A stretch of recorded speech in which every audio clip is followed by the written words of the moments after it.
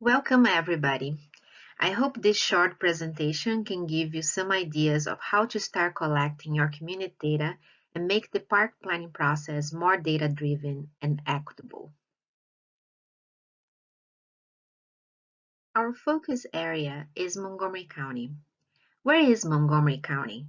We are located north of our capital, Washington, D.C., and are the most populous county in the state of Maryland, and we are still growing. Our study areas shown in orange in the map focus on our urbanizing areas, where growth is still happening. It represents around 40% of the population within 17% of the county's land. This image illustrates a vision of what we want, a variety of experience for all people, all incomes, and all abilities. Research has shown that 90% of outdoor experience happen close to home. That makes walking access to parks a critical and necessary element to promote community health. The Energized Public Space Functional Master Plan will be an implementation guide to meeting this challenge. So what is new in this plan? We are improving the park planning process by identifying and quantifying what we have, where we have, and how to get more of what we need. In the past, we have been assessing parks location, needs and recommendations based on our parks recreation master plans, area master and sector plans, urban design framework, design guidelines, and public outreach. We will continue to do these steps. So what is really new? Similar to other land use such as transportation and schools, we are adding data-driven steps into park planning. In this plan, we are documenting park accessibility to experiences. We are mapping shortages or deficits locations in our system. And this will really help us prioritize our study areas and resources allocation. We are also in the process of creating an automated scenario tool to evaluate the impact of future development in our existing parks and open space system. In this slide, you can also find shortcuts to our additional resources on this plan, such as the design guidelines and additional information on the methodology. Let's focus on three things our methodology is innovating and integrating: access to what and from where, access and equity, and access to all public spaces, independent of ownership. How are we addressing park access differently? By measuring access to amenities and also from where you are through a grid system.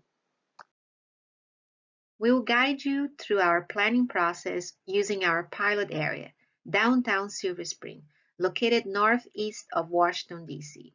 In this downtown, we have a series of parks and open space at the periphery. In the past, people used to live outside our commercial areas, so our parks were also located out. Now people are moving inside these new mixed-use communities, so we need centralized public spaces here. Let's look at two parks locations in these areas.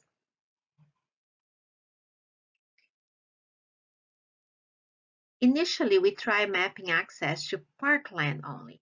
We first applied the 10-minute walk shed in two park locations. All residents within the walk shed are considered covered. Then we applied to more public space within the pilot area. The results? No gaps. But we knew we needed more central spaces. So hold your thought here. Let's look at these three examples. On one end, a small historic urban park, in the opposite side, a conservation park. Even though I can live nearby the larger conservation park and be considered well-served, since parkland per population in this region will be considerable, I don't get many options for things to do here. We wanted to have a value system that would consider accessibility to things to do, a system that would assist a balance of the demand for recreation with the need for conservation by mapping various enjoyable recreational activities that encourage healthy lifestyles. The key innovative idea here is the understanding that all parks are not created equal. We need to ensure that we have a well-distributed geographic park system and distributed experiences, things to do among them. Only then we will truly be serving all of our residents. This plan identifies all things people can do through amenities within three major experiences for all public spaces. First, active recreation, to encourage people to exercise outdoors and fight physical inactivity.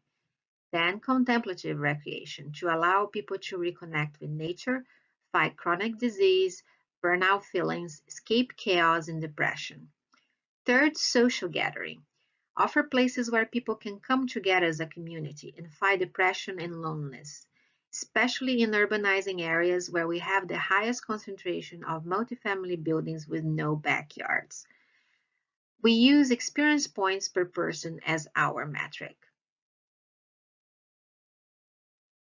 This plan measures accessibility to park experiences by scoring each amenity on whether or not that amenity offers a specific experience and the community benefit provided based on the amount of experience and population served.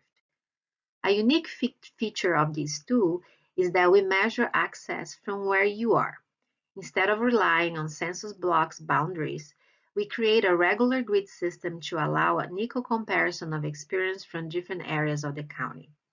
Each grid square has an associated supply and demand based on each grid's watershed, as shown in the map. And the blue dots that are showing in the map are the supply of amenities or experiences within 10-minute walking distance. In summary, once we map the combined supply of the three experiences, we also look into the demand of people associated to each grid, including residents, workers, and visitors. The outcome will be a map showing the location of park experiences deficits. Let's take a closer look into the results in downtown Silver Spring. Just as a reminder, we are not measuring capacity or conditions at this version of the tool. The focus is on accessibility and community benefit reflect on the amount of experience and diversity of people who can use that facility. As you see in the slide, we score each amenity based on the three experiences: active, contemplative, and social gathering. The outcome is a mapping of supply for each experience as shown in the map. The darker the color, the higher the supply.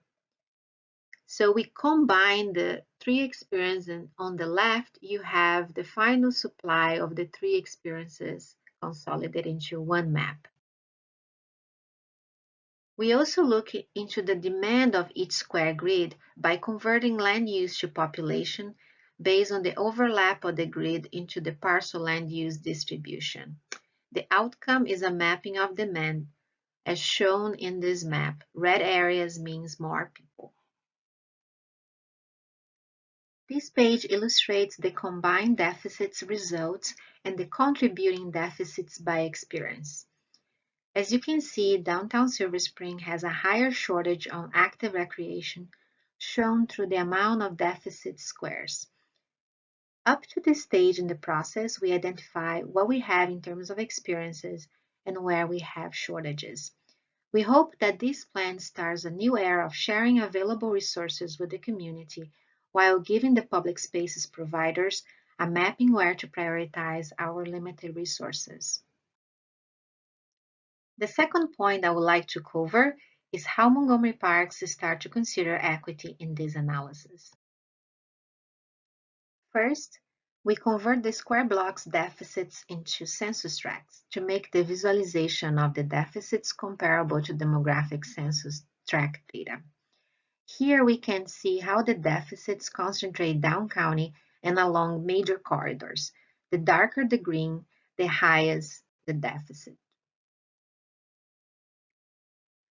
We then add the two layers. We start looking into our capital improvement plan process this year to address equity, race, and income. The last map highlights the top underserved areas in terms of shortages of experiences, race, and income.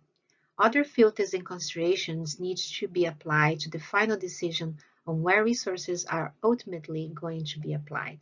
By having these layers available, expedite the process and help visualize these issues. Our third and last topic is just a new approach Montgomery Parks started with this plan, looking at all providers of public spaces and parks.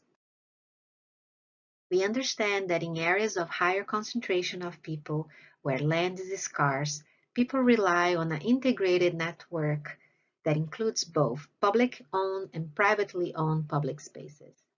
In conclusion, we hope that providing a more digestible analysis focused on the outcomes from the user perspective and also providing a methodology that can be employed systematically across the county, we can deliver the right types of parks in the right places.